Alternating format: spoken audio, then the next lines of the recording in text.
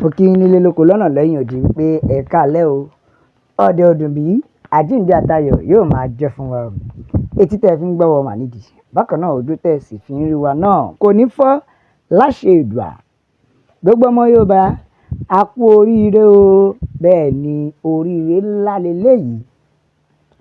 Nítorí àwọn ọba wa gan ti dìde láti gbèjà wa lórí ọ̀rọ̀ Yorùbá Nation.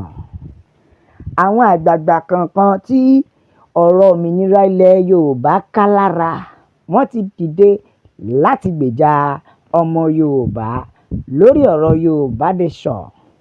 Débi tó tún lè dé wọ́n tún ṣetán láti ṣàtìlẹ́yìn fún olóyè Adéyẹmọ Ìgbòho Òòṣà. Bẹ́ẹ̀ ni nítorí pé wọ́n ti rí pé ohun tó gbé dání yìí Yorùbá Nation tó gbé dání nǹkan tó gbọ́dọ̀ wá sí ìmúṣẹ ni. Kò sí ohunkóhun tó gbọ́dọ̀ dí lọ́wọ́. Ẹ jẹ́ ń gbé yín débẹ̀. Ǹjẹ́ ẹ mọ̀ pé bàbá wa Ọọ̀ni ìrìṣà oyè ikú bàbá yèyé Ọ̀jájá kejì ọba Adéyẹyè Ògúnwùsì wọ́n ti pàṣẹ pẹ̀lú bàbá wa Olúgbọ́n ti ìlú Ọgbọ́n. Wọ́n ti pàṣẹ wọ́n ní ẹ wo wọ́n láwọn òkè ẹni tó bá fẹ́ dà ní kó dà o. Wípé àwọn ò gbọ́dọ̀ gbọ́ tàbí rí wípé ìkọ̀kọ̀ ṣe ọmọ Adéyẹmọ. Bẹ́ẹ̀ ni wọ́n sọ fún ìjọba pé àwọn ò fẹ́ gbọ́ pé ìkọ̀kọ̀ ṣe ọmọ Adéyẹmọ o. Bí bẹ́ẹ̀ kọ́ a ó dálẹ̀ a tún ṣà. Wọ́n ní bí bẹ́ẹ̀ kọ́ gbogbo wa ò ní jọ sinmi ní o. Nítorí ọmọ Adéyẹmọ nìkan ni gbogbo ọmọ Yorùbá rí gẹ́gẹ́ bí ẹni tí yóò fún wa ní òmìnira. Kẹ́ ẹ tí wá fẹ́ pa kò ní ṣeé ṣe o. Bẹ́ẹ̀ ni wọ́n ní kò ní ṣeé ṣe. Ṣé rí pé Ọlọ́run ti ń gbèjà wa. Ojú àwọn bàbá yìí ti wá ń là dáadáa.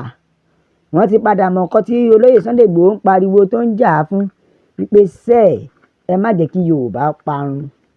Wọ́n ti mọ nǹkan tó olóyè Sunday Igboho jà fún o. Now wọ́n ti wá sọ fún bàbá Tinubu pé ìkọ̀kan èèrà kò gbọ́dọ̀ rin olóyè Sunday Igboho Òòṣà láti ọ̀dọ̀ wọn o. Wọ́n ní bó ṣe wà yìí kódà orí ò gbọ́dọ̀ fọ́ ẹ̀dọ̀ ò gbọ́dọ̀ dùn. Pé tí wọ́n bá gbọ́ bẹ́ẹ̀ á jẹ́ pé wọ́n ṣetán láti fi ilẹ̀ Yorùbá wọ́n fẹ́ pe Yorùbá níjà nìyẹn o. Bẹ́ẹ̀ ni àjẹpọ̀ fẹ́ pe Yorùbá níjà ni tí kọ̀ọ̀kan bá ṣe olóyè Sunday Igboho Òòṣà. Bẹ́ẹ̀ ni ṣẹ̀dẹ̀ máa wò ó. Àwọn wèrè Fúlàní yìí wọ́n ti tiraka wọ́n ti lo ipá wọn. Nítorí gẹ́gẹ́ bí n tàrí ni pé wọ́n fẹ́ mú bàbá wa Bọ́lá Tinubu ni. Bẹ́ẹ̀ ni wọ́n fẹ́ mú wọn kọ́ àwọn ọmọ gágá. Wọ́n máa wò wọ́n máa rí pé àwọn Yorùbá pé àwọn ní ìṣòro àwọn jù. Torí wọ́n rí pé Ìgbò sọ̀rọ̀ Yorùbá ní ìṣòro wọn. Wọ́n ní láti wá lo bàbá Tinubu fẹ́ fi pa gbogbo àwọn ajìjàǹgbara òmìnira. Bẹ́ẹ̀ ni lọ́ṣẹ̀ wá wò pé lọ́ṣẹ̀ lo bàbá Tinubu wípé dandan kó bá wọn mú olóyè Sunday Igboho. Lọ́ṣẹ̀ lo bàbá Tinubu pé kó bá wọn mú olóyè Sunday Igboho. Ṣùgbọ́n láì mọ̀ pé ojú bàbá gan ti là. Bẹ́ẹ̀ ni ojú bàbá ti là. Bàbá gan ti rí pé àwọn ará bí ìfẹ́ kó bọ́wọ́ lé àwọn lọ́wọ́ ni o.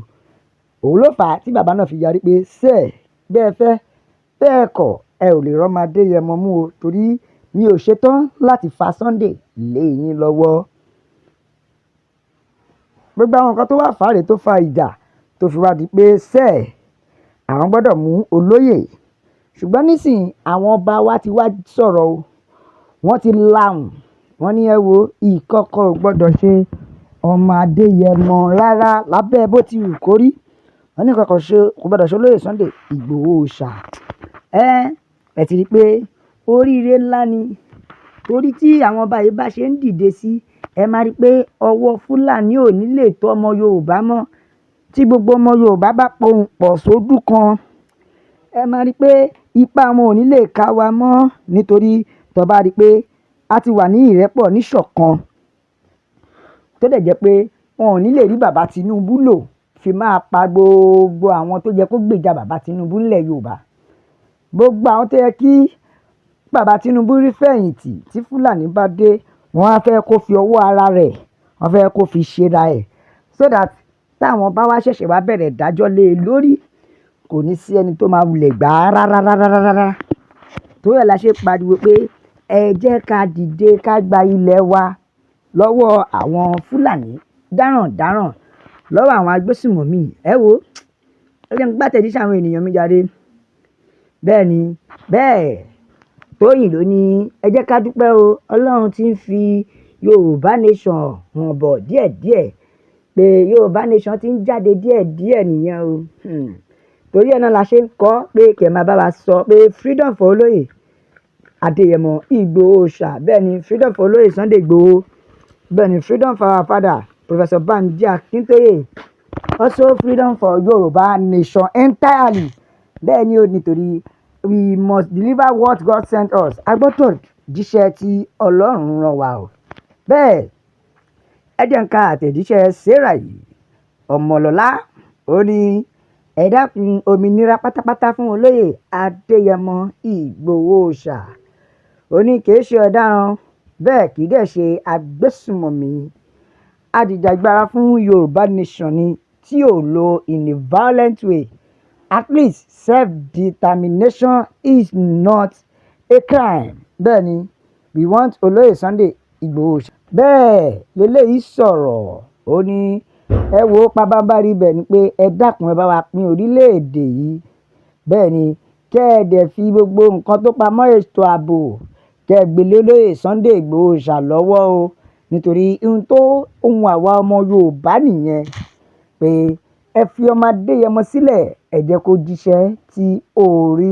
rán bẹ́ẹ̀ ni gbogbo àkáǹtì ẹ̀ tẹ̀ freeze ẹ jẹ́ kó jíṣẹ́ tí orí rán o ẹ jẹ́ ká àtẹ̀jíṣẹ́ eléyìí ní President Tinubu please free our olóyè Sunday Ìgbòho ṣá bẹ́ẹ̀ ni freedom for olóyè Sunday Ìgbòho ṣá freedom for you bẹ́ẹ̀ ni bàbá wa akínyìn ìyẹn kábíyèsí wa Ọọ̀ni Ifẹ̀ Oòyè fún iṣẹ́ takuntakun àti ìdúrótì tí ẹ̀ ń ṣe fún wa lórí ilẹ̀ Yorùbá bẹ́ẹ̀ Yorùbá ní ká sọ̀rọ̀ ká bá bẹ́ẹ̀ ni ìyè ọmọlúàbí bẹ́ẹ̀ ti ṣe sọ pé ẹ ó ti olóyè Sunday Ìgbòho lẹ́yìn bí kẹ́ṣe fọwọ́ ti lé wọn ni bẹ́ẹ̀ náà lẹ ṣe ń ṣe lọ àti bàbá wa Olúgbọ́n akínyìn gan ìpè Ọlọ́run alọ́ra ẹ̀mí yín tó a ò nídìí jù báyìí lọ nítorí a máa bẹ ọ bí ẹni bẹ ṣu ni àtẹ́lẹsẹ̀ yóò má bẹ̀nà wò ẹni bá wá láwọn ní dé ó mà láwọn ní dé bá ẹ like